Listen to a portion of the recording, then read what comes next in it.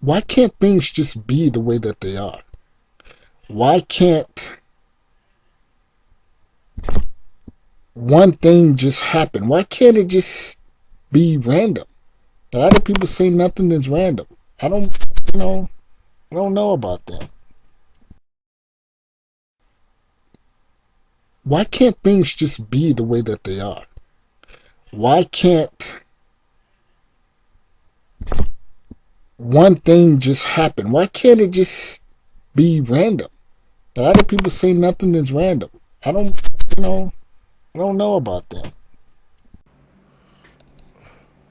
Why why can't things just be the way that they are, and why can't they just be random? Man, brother, things are messed up real bad, man. We are, as a people, man, we are in bad shape. One of the biggest sicknesses we have is individuality. You know, we're seeing ourselves as individuals, a nation of individuals, not as a people. I mean, even in the black church, they are promoting individuality. I don't know about your God, but mine, da da da da da. You know, I don't know about your master, but mine, da da da da. You know, I mean, even in the black church, they're telling you how to keep the connection and strengthen your connection and keep the faith through an individual avenue. They don't teach in the church on collecting your people and us doing it together as a people. In order for them to do that, they would have to tell the truth of who we are and what we're supposed to be doing. Brother, I got to ask you, you know, what what exactly is the source of the information that you base your opinion and your attitude on, man? Where are you getting this? What's your foundation, man? Because you're questioning a black perspective with a white standard. You know, you're not giving any leeway on this, man. I mean, is this your observation, your study? I mean, on black people? I mean, you're just looking at what black people are doing and you're passing judgment, brother.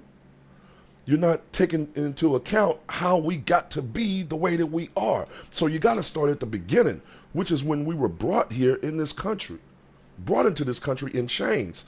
That's where you begin, brother. And then take a look at the chain of events from the time we were brought here all the way up until the civil rights era. You got Reconstruction, the Great Compromise, the voting rights, the freeing of the slaves, Civil War. You know, take a look at all of that, man. Take a look at what position our people were in before the Civil War and right after the Civil War. Because right after the Civil War is when classification got into the picture. Because we were free, supposedly free. And that's something else you need to take a look at, brother. Our people in this country, we are living strictly by white definition, bruh. White definition of freedom, and white definition of equality.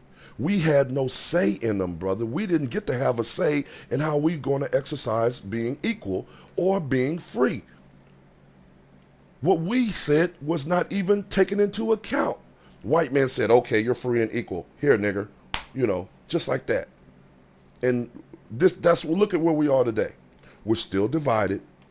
We're still going in all avenues in all directions. And none of us are really, hardly any of us are investigating the truth on why we're in this position. So many of our people believe that we are free, man. Believe that we are equal because we get to go to school with white people. We get to go to their banks. We get to go in their houses and live in their neighborhoods, go to their schools, go to their restaurants. We get to work alongside them in their factories and whatnot, all to make the upper white people rich. But the minute we start pulling together and putting our money together and doing our own thing in our own community, strengthening our communities, guess what? White people step in with something to say and it gets screwed up. Just like in the late 60s, the Black Power movement, brother. The Black Power movement, prime example. They had this peace, free love movement going on during that same time, brother. And those white people got with our black people through the sisters, of course. It came through the black sisters. I know it's ugly, but it's true. Their white women got with our black women and decided to blend on in and dovetail with our black power movement, and everything got screwed up. Everything. our whole movement got just jacked up, man, and we've been lost ever since. But we were on our way, no doubt. As a people, man, we were on our way. Because the Black Power movement was a way for us to solidify our communities. If we don't solidify our communities, we're going to remain lost, and we don't even acknowledge each other in our communities. Right now, black neighbors are living side by side for years and don't even talk. It comes back to individuality, separation, and division, which began in slavery, man. They're still keeping it going. So you ask, why aren't things just random? Come on, man. This isn't a random thing. This thing was planned, well planned, what's going on with our people. But in order for it to work, man, you got to start giving a damn about your people. First thing you do is you take care of home. Then you take care of your neighbor. And then you take care of your other neighbors. And then all of you get together, take care of the communities. And see, once the community is blocked, or should I say set up and solidified, then you got community here, community there, all over the state. The next thing you know, it spreads nationwide. Next thing you know, we got a whole black thing going. But because of television, because of white perspective, white values, white morals, and so many of us wanting to be white. I mean, look at a lot of our sisters now, man, half naked with killing their hair. You know what I'm saying? Just killing it, making it straight, trying to be like white women. And we can't really get too mad at the sisters because the white woman is all they had to model themselves after is the white woman. And to this day, sisters are still modeling themselves after white women. And what are white women doing? Getting butt implants, lip implants, doing everything they can, getting their skin tan, trying to look like sisters. Come on now. But my point being is that, man, we are a lost people, which is also in the scriptures. It tells us in the scriptures, you will be scattered throughout all four corners of the earth, taken up with strange people, strange gods, strange ways. This thing that's happening to us in this country was by no accident, brother.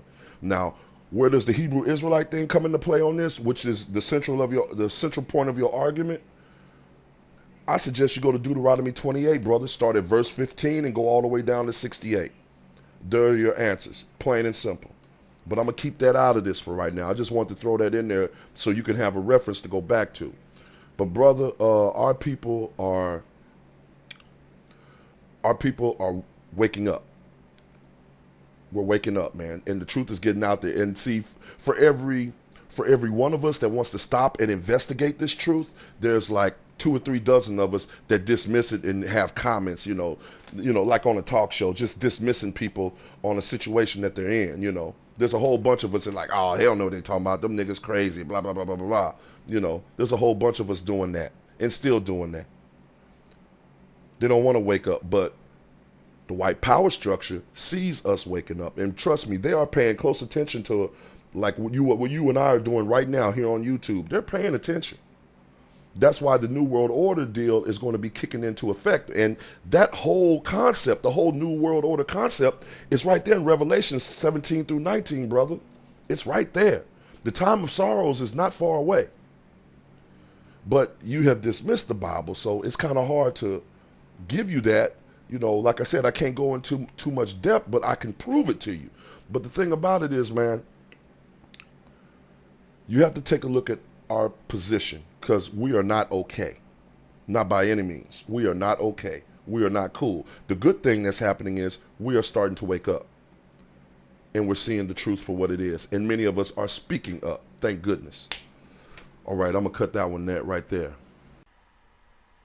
In terms of, Hebrew Israelite teachings, this whole idea that we are cursed, you really no different than some of these white religions who say black people are cursed.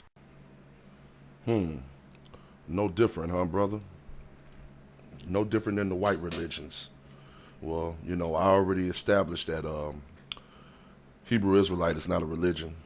And, brother, we are extremely different. White religions are claiming that they're cursed because where did they learn it, man? Where did white people learn to even learn about the curses? They learned it because they got a hold of our book, man. That's why they're claiming to be cursed. They're not. Romans 11:24 tells you about the white people, man. You got to go there and check that out. And I've been trying to keep the Bible out of it. Now I can't do it anymore. I can't do it. I got to give you the scriptures, man. And you've already dismissed the Bible, and I've acknowledged that 4 or 5 times. But that's where the truth is, brother. And I'm going to give you a few of them to show you that this is about us, man, or maybe give you an avenue showing you that this is about us, because it is about us. Why would you even entertain white people claiming to be cursed? Why would you entertain what they're doing, what they're saying? Why would you even grasp that, man? I mean, just practical history. I mean, you can leave the Bible out of this and just look at the history since we've been brought into this country, what they've done to us. And you're trying to say that we're being the same as white? We're trying to be like white people? Come on, brother. You got to look in the mirror on that one. Just your claim of that is making you look like you're white, making you come off like you're white. Your white ideals, white perspectives, white standards. Come on, brother. Hebrew Israelites just found out. We're slowly finding out who we are. That's why so many of our brothers and sisters are clinging to it, because we see the falsehoods in the black church. We see the wrongdoings in the black church. I'm not talking about judging one another or somebody screwing somebody else or somebody. I'm talking about the misleading avenues that the black church is giving us. The black church is not telling the congregations, the black church is not telling the congregations who we are, man. They're not doing it. Reverend Jeremiah Wright is telling them slowly, but he embraces his white members as well, even though they got to put themselves in certain perspective. I'm not knocking Brother Jeremiah. I'm not knocking him or Dr. Fred Price out in L.A. He told his people, I don't know how many occasions he has, but the minute he began telling his people the truth, he was taken off the air. I'm sure you remember Dr. Fred Price. Now, let me put this out here, man. Deuteronomy 28:15, brother. Deuteronomy 28:15. Let's see what it says. Okay. But it shall come to pass, if thou wilt not hearken unto the voice of Yah, to observe to do all his commandments and his statutes, which I command thee this day, that all these curses shall come upon thee and overtake thee. Brother, this is the beginning of our curses right here. Deuteronomy 28:15. Now, what this is saying is that because you disobey, I'm going to put these curses on you. And brother, we have a history of disobeying, a long history of it. Even in Judges 2nd chapter, 14, it tells us how our people, it tells us how our people were put back into slavery. This is what, 2 generations after leaving Egypt, after Moses, the Exodus. This went down a generation after Joshua died. Joshua, who was Moses' number one man, who he passed his power on to once he went over the mountain to go ascend up into heaven. Now, a generation after Joshua died, the Most High told the Israelites, he told them, hey, look, I see that you people want to go into Canaan. I see that's what you want to do. I'm telling you right now, this is what the Most High told our people. I'm telling you right now, don't go up in there taking up with them and their ways. Okay? You can go up in there, but don't go up in there taking up with them and their ways, or I'm going to get pissed. Now, what did our people do? You know our people. What do? We always do what we're told not to do. So guess what? We went up into Canaan, hooping and hollering, oh God, oh Lord, oh God, oh Lord, my God, my Lord, oh the God, oh the Lord. Now, I just told you in part 1 that Lord and God are references to Baal, a Canaanite god. And the Most High told our people not to do that. And we went right up in there doing it anyway, and we were put right back into slavery. This is what, less than 2 generations after the Exodus out of Egypt, which is really Kemet. But anyway, my point being is that we had to get chastised all over again, man. We didn't stay in slavery long, just long enough to know what time it was. You don't be pulling away from me. But as it says in the scriptures, we pulled away again and again and again and again. And then y'all said, okay, yeah, y'all just like some bad children. So I'm going to whoop your tail and put you in bondage for X amount of years until it's time to take care of business. That's where Deuteronomy 28:68 comes into. I mean, Deuteronomy chapter 28 comes into play, brother. And we're gonna go down that line for a minute too.